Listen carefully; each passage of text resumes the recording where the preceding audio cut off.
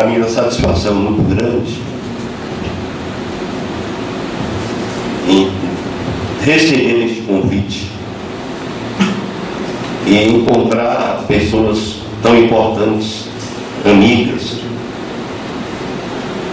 como o irmão Amélio, por exemplo, o reitor do seminário, o irmão Elcio, não é Elcio?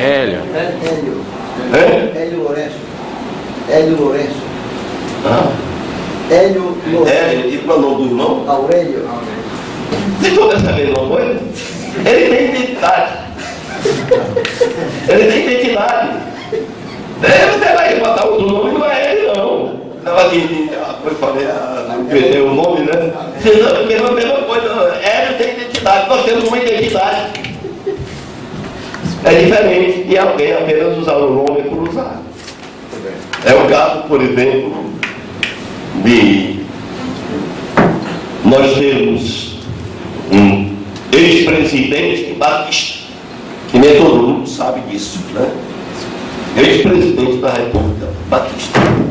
Café Filho. Você perguntar aí, né? Alguém vai lembrar quem é, né? Café. O nome dele, João Batista de Figueiredo. Batista é o nome. Também há muita gente que é Batista só no nome. Usa o nome, faz questão de usar o nome Batista, mas na realidade, pensando no que nós somos, está por fora.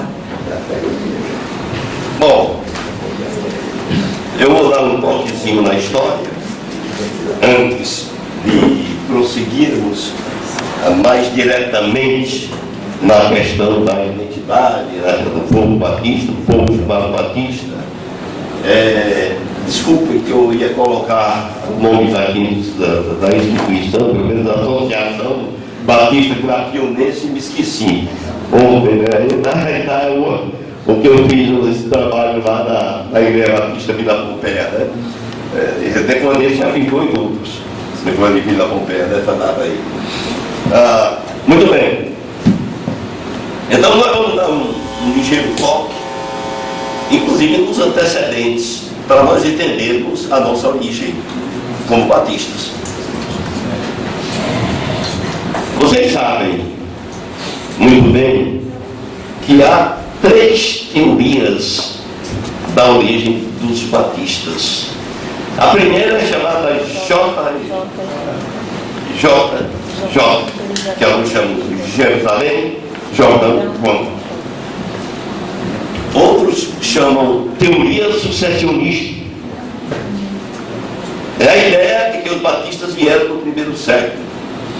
Numa sequência, aí aquele livro Retrato de Sangue menciona N grupos dissidentes da igreja majoritária, tanto no mundo ocidental como no mundo oriental, como serem batistas. Na realidade é forçar muito. Por exemplo, começa falando nos montanistas, nos novacianos e nos donatistas, nos séculos 2, 3 e 4. Estes grupos, dentre outros itens que não se coadunam com os princípios que aceitamos como batistas, defendia que a salvação é através da igreja. Vocês já viram o batista defender que a salvação é através da igreja? Há outros grupos que são mais presbiterianos do que batistas, outros são mais pentecostais do que batistas, outros são mais episcopais do que batistas, e outros são mais aproximados da nossa posição batista. Agora, forçar e dizer que eram batistas é negar a verdadeira história. Porque o que interessa não é que houve uma sucessão de batistas desde o primeiro século. O que interessa é que nós, batistas, assumimos uma posição de acordo com o Novo Testamento. Alguns chamavam de igreja da restituição. Então, restituir o modelo de igreja do Novo Testamento.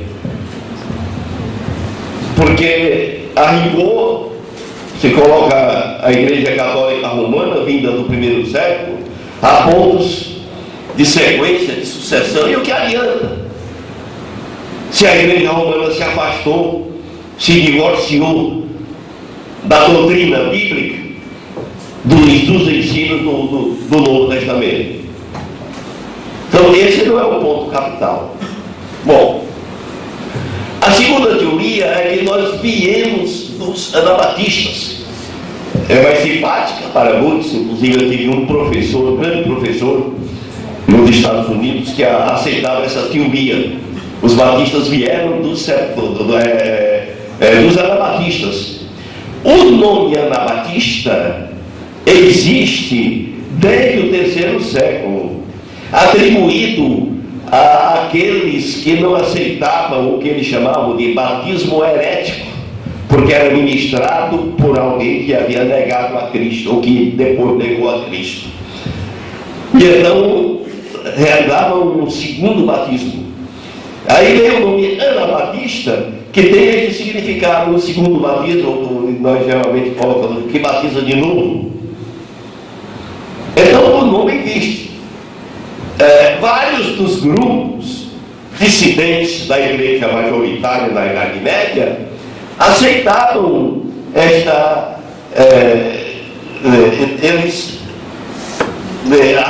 Eles foram também chamados de anabatistas, embora tivessem um nome específico. Então, grupos petrobrucianos, henriquenses, valdenses, arnaldistas e outros mais, eles tinham um nome, mas às vezes chamavam de anabatistas, porque não aceitavam o batismo da igreja majoritária. Até que na reforma do século XVI, a reforma zwingliana, que foi em Zurique, na Suíça. Então, a reforma de Zwinglio, apareceram alguns elementos ali, tentando ajudar a Zwinglio naquela reforma, e eles assumiram uma posição de não aceitar o batismo infantil. E então foram chamados de anabatistas. Aí sim, eles não tinham outro nome, eram anabatistas mesmo. Lamentavelmente, nós sabemos que houve grupos extremamente radicais que partiram até para uma posição fanática, pregando a imediata volta de Cristo e pregando que deveriam pegar armas para lutar contra os inimigos da igreja. Eram radicais. Quer dizer, não significa que os anabatistas todos aceitaram aquela posição ou se agregaram àquele grupo, mas houve alguns que se agregaram. Mas o fato é que aquele grupo fanático foi esfacelado de forma contundente, e depois daquela experiência, falar em anabatista significava falar que alguém inimigo da lei e inimigo da verdade. Então, e violento. Então, esse era na realidade o pensamento. E, lamentavelmente, os anabatistas foram colocados como se estivessem naquele grupo, embora a grande parte não estava, dos propriamente anabatistas não estavam ali. Havia outros radicais milenaristas ou quiriastas, místicos e racionalistas, e então estes sim participaram mais diretamente. Bom, aconteceu que na década de 1540 surgiu um líder chamado Menno Simões, Menno com 2 N's, Menno Simões. E esse líder, ele tinha a convicção de anabatista, daquela posição anabatista, mas ele tinha medo, porque ele sabia que se ele se colocasse como anabatista, seria muito perseguido, iria sofrer muito. Então, depois de muita indecisão, finalmente ele adere e é batizado por um outro anabatista que ainda sobrou por ali, e iniciou um grupo que foi chamado de Menonitas.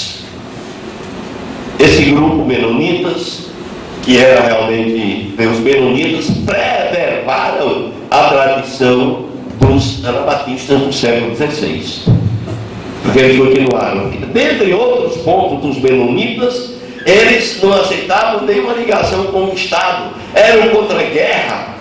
O cristão não podia ser nem funcionário público, foi uma posição extremada, e tinha outras posições também extremadas e perigosas. Então, mas tinha também algumas posições muito interessantes e bíblicas. Então, esse grupo de Menno Simões, ele se espalhou principalmente na Holanda e na Alemanha. E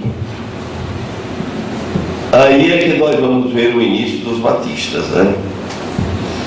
A terceira teoria. A terceira teoria é que os batistas vieram dos separatistas ingleses. Vamos tentar entender quem são estes separatistas ingleses. Vocês sabem, estudaram certamente a reforma anglicana e